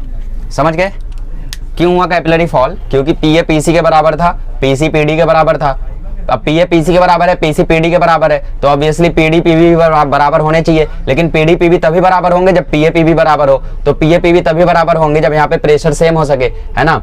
तो प्रेशर सेम करने के लिए लिक्विड नीचे गया। चलो कैपिलरी राइज का भी सेम कंसेप्ट है।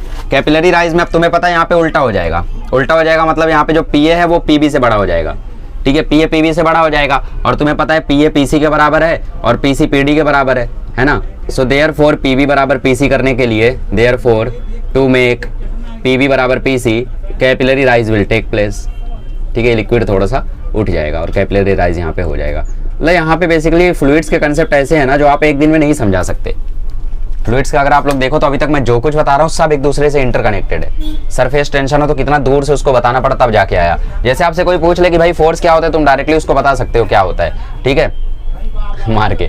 और तुमसे कोई अभी पूछ ले कि भाई कैपिलरी राइज क्या होता है, तो तुम ये डायरेक्टली नहीं बता सकते। हाँ, ये बोल सकते हो कि भाई जैसे तुमने ट्यूब को अंदर डाला, लिक्विड ऊपर हो गया तो वो कैपिलरी राइज हो गया, ऐसे बता सकते हो। बाकी तुम्हें अगर उसको एक्सप्लेनेशन देना तो तुम देख रहे हो सब कुछ इंटरकनेक्टेड है। तो ये चैप्टर छोटा तो नहीं है, आसान तो नहीं है इतना, है ना। ओके, तो ये हो गया capillary fall, capillary rise. I hope आप लोगों को दोनों समझा होगा। और अभी हम लोग आगे बढ़ेंगे और अभी हम लोग देखेंगे कैपिलरी फॉल राइज का, जो भी फॉल राइज होता है उसका फॉर्मूला क्या आता है। मतलब ये कैपिलरी फॉल जो हुआ, कितने हाइट तक लिक्विड नीचे आया, या फिर कैपिलरी राइज जो हुआ, कितने हाइट तक लिक्विड ऊपर गया, वो कितना हुआ, कितने हाइट तक हुआ, वो आंसर निकालने के लिए हम क्या करेंगे, डेरिवेशन करेंगे, ठीक है। चलिए अभी हम लोग निकालते हैं कैपिलरिटी, ठीक है। कैपिलरी राइज या फॉल कैसे निकालते हैं, ठीक है। एक्सप्रेशन फॉर कैपिलरी राइज और फॉल, कैपिलरी राइज और फॉल, पहले हम लोग इसको निकालेंगे यूजिंग प्रेशर डिफरेंस, और दूसरा हम लोगों का तरीका है कि भाई फोर्सेस से निकालो। तो दोनों डेरिवेशन आ सकता है, तो आप लोग प्लीज़ इस पर थोड़ा सा ध्यान दो, ठीक है। Using pressure differences, pressure difference से कैसे निकालोगे, मान लो यहाँ पे आपके पास वो कंटेनर है और यहाँ पर जो आपका कैपिलरी है वो ऐसा बना है। ऑब्वियसली कॉनकेव या कॉन्वेक्स बनेगा तभी राइज या फॉल होगा। प्लेन सरफेस बना तब तो कुछ होगा ही नहीं, क्योंकि बाहर भी प्लेन अंदर भी प्लेन, तो प्रेशर डिफरेंस होगा ही नहीं कुछ, तो कैपिलरी फॉल या राइज होगा ही नहीं, है ना। ओके, तो यहाँ पे अगर तुम ध्यान से देखो तो तुम पाओगे कि एंगल ऑफ कांटेक्ट कहाँ आएगा। एंगल ऑफ कांटेक्ट यहाँ पर आएगा, ये बनी टेंजेंट और ये आएगा तुम्हारा एंगल ऑफ कांटेक्ट, ठीक है। अगर तुम ध्यान से देखो तो इसका रेडियस क्या है, इसका रेडियस है ये स्मॉल आर मान लेते हैं, ठीक है। और बाकी जो इसका रेडियस है वो क्या मान लेते हैं, वो हम लोग कैपिटल आर मान लेते हैं, ठीक है। किसका रेडियस, इस सर्कल का रेडियस मतलब बेसिकली ये जो मिनिस्कस बना है, अरे यार ये जो ड्रॉपलेट बना हुआ है, ये जो तुम्हारी ड्रॉपलेट बनी है, इस ड्रॉपलेट का रेडियस हम लोग कैपिटल आर मान लेते हैं, और इस कैपिलरी मतलब ये जो तुम्हारी कैपिलरी ट्यूब है इसका रेडियस हम लोग स्मॉल आर मान लेते हैं, ठीक है। देखो अगर कंफ्यूजन हो रहा है तो मैं इसको सही से बना देता हूँ, ठीक है। ये देखो, ये हो गया इसका रेडियस, किसका, इस ड्रॉपलेट का, ठीक है। और ऊपर से ये किसका रेडियस हो गया, आर, ये रेडियस हो गया हमारे कैपिलरी ट्यूब का। मैं लिख देता हूँ यहाँ पे, स्मॉल आर क्या है, रेडियस ऑफ कैपिलरी ट्यूब, ठीक है। और कैपिटल आर क्या है, रेडियस ऑफ ड्रॉपलेट बोल दो, या वाटर का उस क्रॉस सेक्शन की पार्ट की बात कर लो, जो भी है, ठीक है। तो प्रेशर डिफरेंस हम लोग कैसे निकालेंगे, हमें पता है जो इनसाइड प्रेशर है वो है PI माइनस P नॉट, और PI माइनस P नॉट का फॉर्मूला आता है 2T/R, ठीक है। और हमें ये भी पता है क्योंकि ये लिक्विड है, तो लिक्विड के केस में PI माइनस P नॉट की वैल्यू रो GH आती है, तो रो GH इक्वल टू आ गया 2T/R। पता है कि नहीं तुम्हें, बेसिकली कैपिटल आर, ठीक है। क्योंकि रेडियस किसका लेते हैं हम लोग, ड्रॉपलेट का रेडियस लेते हैं ना, तो यहाँ पे कैपिटल आर लेकर चलो, ओके। अच्छा ये तो पता है ना तुम्हें कि भाई जो वाटर होता है उसका जो प्रेशर होता है, एक्सेस प्रेशर जो होता है वो रो GH होता है, नहीं पता है? चलो मैं तुम्हें एक बार और बता देता हूँ। मान लो तुम्हारे पास ये समुंदर है, समुंदर की ये साइड, नीचे तुम लोग टाइटैनिक में तैर रहे हो, ठीक है? तो होगा क्या, बाहर से एटमॉस्फेरिक प्रेशर लग रहा है P0, ठीक है? अंदर तुम्हारे ऊपर पानी प्रेशर लगा रहा है रो GH, तो टोटल प्रेशर क्या बनेगा? टोटल प्रेशर बनेगा P0 प्लस रो GH, ठीक है? तो अगर तुम लोग यहाँ पे पानी का जो प्रेशर है वो निकालना चाहो, ठीक है, जो पानी का एक्सेस प्रेशर है वो निकालना चाहो, तो वो क्या आएगा? P minus P0 equal to rho GH। तो वही तो है ये P minus P0 equal to rho GH, P minus P0 equal to rho GH। Excess pressure मतलब पानी अपनी तरफ से कितना प्रेशर लगा रहा है वो, तो पानी अपनी तरफ से रो GH लगा रहा है, तो रो GH इक्वल टू 2T/R आ गया, ठीक है? अच्छा, अब हर बार तो हम लोग रेडियस ऑफ ड्रॉपलेट लेंगे नहीं, बट कैपिलरी ट्यूब हम ले सकते हैं। तो हम क्या करेंगे, इस कैपिटल R को स्मॉल r से रिप्लेस करने की कोशिश करेंगे, जिसका तरीका सिंपल है। ये आपका एंगल ऑफ कॉन्टैक्ट थीटा है, ठीक है? तो अगर तुम लोग ध्यान से देखो तो मैं यहाँ पे एक चीज़ कर सकता हूँ, अगर समझ पाओ तो, ठीक है? देखो ध्यान से देखना, ये एंगल टोटल कितना हो गया अब? 90 डिग्री। अगर ये थीटा है तो ये कितना हो जाएगा? ये हो जाएगा 90 माइनस थीटा, ठीक है? उसके बाद देखो यहाँ पे सिमेट्री है, यहाँ पे क्या है? सिमेट्री है, तो ये एंगल कितना हो जाएगा? ये एंगल अगेन हो जाएगा थीटा, क्योंकि यहाँ पे क्या है? सिमेट्री है। तो ये 90 माइनस थीटा, तो ये क्या हो जाएगा? थीटा, ठीक है? अरे यार ऐसा देख लो ना कि ये परपेंडिकुलर है, तो अगर ये परपेंडिकुलर है तो ये एंगल टोटल कितना है? 90 डिग्री है, ठीक है? और अगर टोटल एंगल 90 डिग्री है, जिसमें से एक पार्ट है 90 माइनस थीटा, तो 90 इक्वल टू आ जाएगा, मान लो ये एंगल x है, तो x प्लस 90 माइनस थीटा, ठीक है? तो x 90 कट गया तो x इक्वल टू आ गया थीटा, तो बेसिकली अगेन ये एंगल क्या हो जाएगा? थीटा हो जाएगा, ठीक है? समझे कि नहीं समझे? पहले तो देखो ये एंगल क्या है? 90 डिग्री है, ये थीटा था तो ये हुआ 90 माइनस थीटा, अब ये 90 माइनस थीटा तो अगेन ये 90 है तो ये हो जाएगा थीटा। अब अगेन तुम देखो तो ये एंगल 90 है, ये एंगल क्या है? 90 है, तो ये वाला एंगल अगेन हो जाएगा 90 माइनस थीटा। और तुम ध्यान से देखो तो ये एंगल 90 डिग्री है, ठीक है? अगर ये 90 माइनस थीटा हुआ, ये 90 है, तो पूरा ट्रायंगल होता है 180 डिग्री का। तो मान लो ये एंगल कोई x है, तो 180 डिग्री का टोटल होता है, तो 180 equal to 90 plus 90 minus theta plus x, ठीक है? 90 प्लस 90 180 से कैंसिल हो जाएगा, थीटा यहाँ चला जाएगा, तो x इक्वल टू हो जाएगा थीटा। डायरेक्टली भी बता सकता था मैं, बट ठीक है थोड़ा सा फील ले लो। तो ये एंगल भी हो जाएगा थीटा, ठीक है? अब इस थीटा से तुम मुझे कॉस थीटा की वैल्यू बताओ। तो कॉस थीटा की वैल्यू क्या होती है? Adjacent upon hypotenuse. एडजेसेंट क्या है? स्मॉल r, हाइपोटेनस क्या है? Capital R। तो कैपिटल R की वैल्यू आ जाएगी r अपॉन कॉस थीटा। तो बस इसी को हम लोग यहाँ पे रिप्लेस कर देंगे। Therefore rho GH equal to आ जाएगा 2T upon R upon cos theta, ठीक है? तो फॉर्मूला आ जाएगा H का तुम्हारा 2T, कॉस थीटा चला गया ऊपर, तो 2T cos theta upon rho GR। याद कर लो इसको, बहुत इंपॉर्टेंट है, ठीक है? थीटा क्या है यहाँ पे? Angle of contact. देखो ना, जो थीटा यहाँ है वही थीटा यहाँ है, तो बेसिकली एंगल ऑफ कॉन्टैक्ट ही तो हो गया। ओके, अच्छा देखो ये 90 माइनस थीटा वाला अगर झमेला नहीं समझ रहा है तो एक और तरीका है। ये थीटा है तो ये 90 माइनस थीटा, तो ये थीटा, इतना समझा? अब देखो यहाँ पे अल्टरनेट एंगल बन रहा है, यहाँ पे देखो ये देखो z बन रहा है ना, अल्टरनेट एंगल है, तो ये थीटा है तो ये भी थीटा हो जाएगा अल्टरनेट एंगल से, ठीक है? ऐसे भी समझ सकते हो। और भी कोई तरीका तुम्हारे खुद दिमाग खुराफाती दिमाग में हो तो कमेंट कर दो, मैं पिन कर दूंगा, बाकी होगी हेल्प हो जाएगी, ठीक है? तो h का फॉर्मूला होता है 2T cos theta by rho RG या रो GR, मैंने ऐसे याद किया, h इक्वल टू, ठीक है? h क्या है यहाँ पे? कैपिलरी फॉल या कैपिलरी राइज, तुम्हें आंसर मिल जाएगा, ठीक है? कभी भी तुम लोग क्वेश्चन सॉल्व करोगे तो वहाँ पे सारी वैल्यू दिएगी तुम्हें, थीटा नहीं दिया रहेगा तो उसको इनडायरेक्टली क्या मान लोगे तुम लोग? 1 मान लोगे कॉस थीटा की वैल्यू को, मतलब एंगल ऑफ कॉन्टैक्ट 0 डिग्री मान लोगे, ठीक है? ओके, तो ऐसा क्वेश्चन मेरे टाइम पे CET में आया था कि भाई सरफेस टेंशन का रेशियो अगर नहीं, डेंसिटी का रेशियो अगर रो 1 अपॉन रो 2 है और लिक्विड हमारा सेम है, तो दोनों लिक्विड में जो कैपिलरी राइज होगा उसका रेशियो क्या आएगा? हाइट का, ठीक है? तो वो H1 अपॉन H2 या H2 अपॉन H1 उल्टा आ जाता है जस्ट, देखो ना, हाइट और डेंसिटी इनवर्सली प्रोपोर्शनल है, तो डेंसिटी का रेशियो अगर रो 1 रो 2 है तो हाइट का रेशियो H1 आ जाएगा, उल्टा आ जाएगा जस्ट, है ना? चलो, तो वही है, मतलब बेसिकली ऐसे क्वेश्चंस आप लोगों को आ सकते हैं एग्जाम में, तो ये आप लोग थोड़ा सा ध्यान रखना। अब with the help of forces कैसे करेंगे वो भी मैं आप लोगों को बता देता हूँ। यूजिंग फोर्सेस काफ़ी ज़्यादा आसान है, चलो आ जाओ, अब मैं यूजिंग फोर्सेस करके दिखाता हूँ, ठीक है? मान लो तुम्हारे पास यहाँ पे अगेन वही कंटेनर है, यहाँ पे तुम्हारे पास कैपिलरी है, बहुत आसान है, कुछ भी यहाँ पे दिक्कत नहीं है। कैपिलरी में यहाँ पे आ गया वो मिनिस्कस,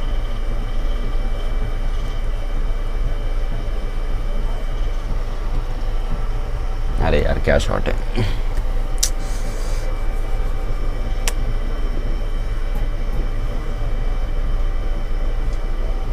ठीक है? ये हो गया हमारा फोर्सेस वाला कंसेप्ट, ठीक है? अब देखो ध्यान से, यहाँ पे एक टेंशन लगेगा यहाँ पे टेंजेंशियली, यहाँ पे है ना, एक टेंशन यहाँ पे लगेगा टेंजेंशियली T, और एक सरफेस टेंशन यहाँ पे लगेगा टेंजेंशियली टी, ठीक है। एंगल ऑफ कांटेक्ट यहाँ पे बनेगा थीटा, यहाँ पे एंगल ऑफ कांटेक्ट बनेगा थीटा। पानी का अपना एक लगेगा नीचे mg, ठीक है।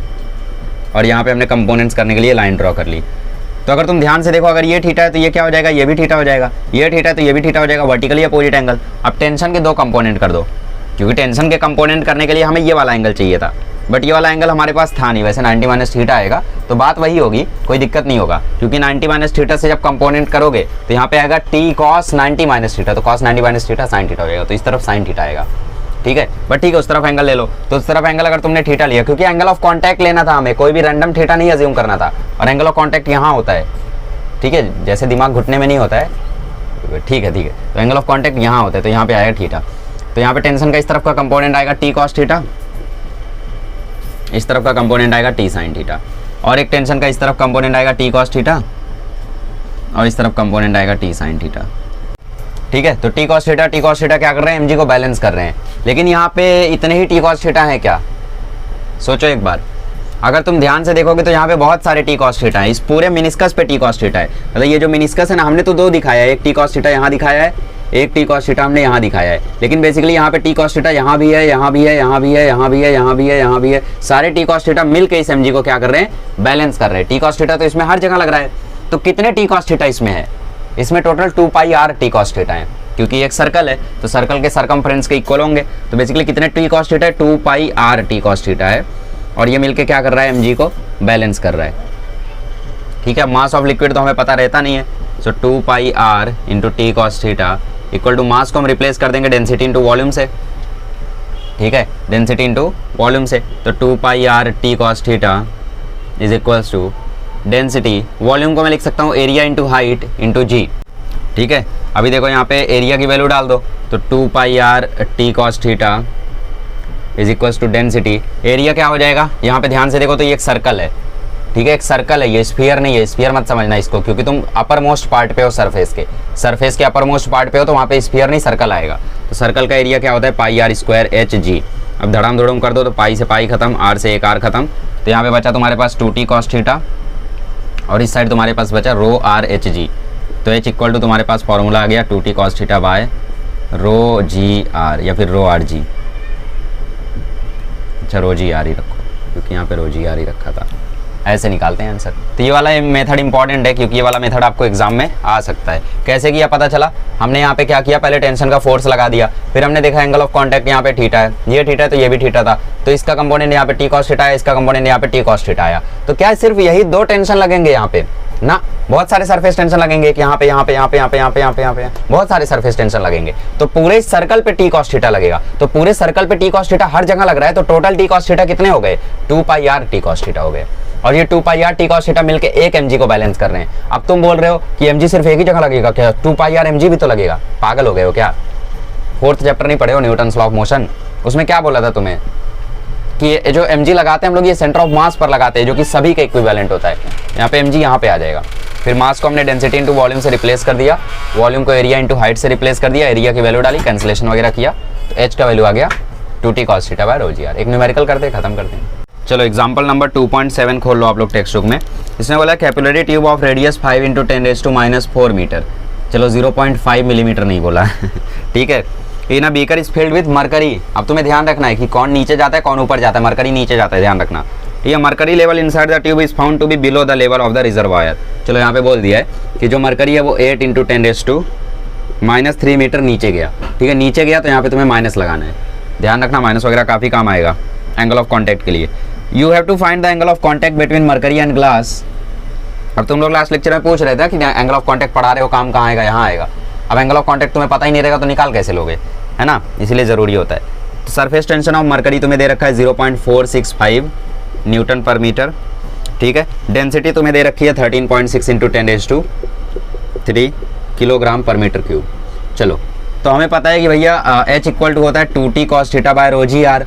फॉर्मूला तो तुम यही याद करो, ठीक है, बाकी वक्त आने पे देख लेंगे क्या यूज़ करना है।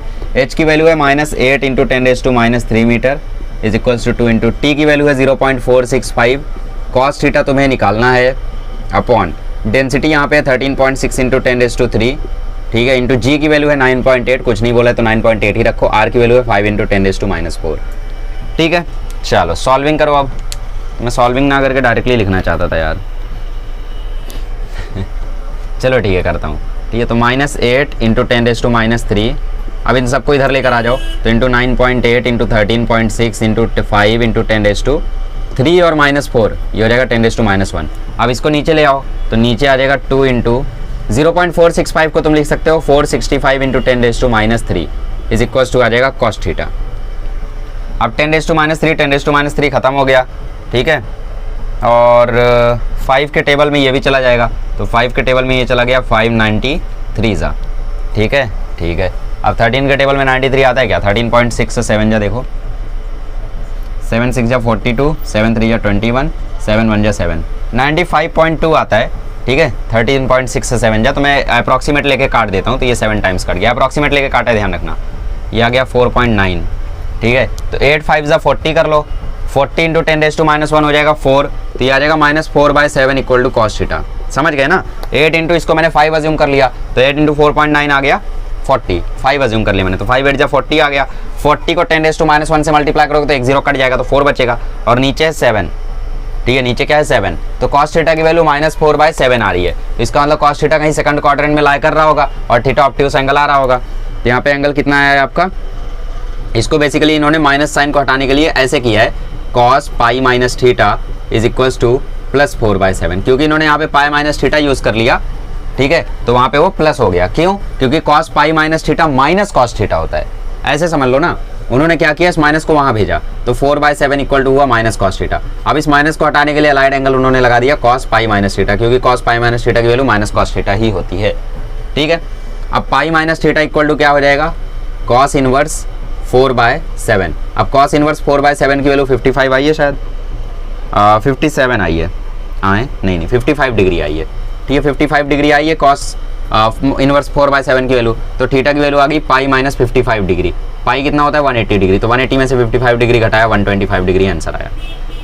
हालांकि इनका 124 आया क्योंकि उन्होंने मिनट्स में भी लिया है, तो आप लॉग से कैलकुलेशन करोगे तो सही होगा। बाकी अगर तुम्हें ये नहीं समझा तो तुम क्या करो, माइनस को हटा के थीटा की वैल्यू निकालो, फिर लिखो since cos theta is negative therefore it should lie in second quadrant, ठीक है। उसके बाद जो भी तुम्हारा आंसर आया था उसको 180 से माइनस कर दो तो तुम्हारा आंसर आ जाएगा। क्लियर, चलो भाई, तो इसी के साथ आपका कैपिलरी राइज, कैपिलरी फॉल जो भी है, मतलब फ्लूइड एट रेस्ट पूरा का पूरा खत्म होता है। अब मैं भी थोड़ा रेस्ट ले सकता हूँ। अगले लेक्चर में मिलेंगे तो हम लोग शुरू करेंगे fluid in motion. Fluid in motion तो वैसे तो छोटा है और आसान भी है, उसमें कुछ भारी नहीं है, ठीक है। और फ्लूइड चैप्टर यार काफ़ी बड़ा पड़ गया है ना, मुझे पता है आप लोगों को थोड़ी दिक्कतें हुई होंगी इसमें, ठीक है। और मैंने अपना बेस्ट दिया है, इस बात की मुझे थोड़ा अच्छा लगता है कि भाई काफ़ी जगहों पर मैंने अपना बेस्ट दे दिया है। अब मैं हर जगह तो बताऊंगा नहीं कहाँ कहाँ दिया है, ठीक है। ओके, तो बेसिकली अगले लेक्चर में मिलेंगे तो हम लोग शुरू करेंगे fluid in motion. Fluid in motion में दो ही चीज़ इंपॉर्टेंट है, एक स्टोक्स लॉ, एक बर्नौली इक्वेशन, एक रेनॉल्ड्स नंबर, एक क्रिटिकल वेलोसिटी, एक विस्कोसिटी। तो बचा क्या, अब ठीक है, अगले लेक्चर में मिलेंगे तो शुरू करेंगे fluid in motion. Thank you so much.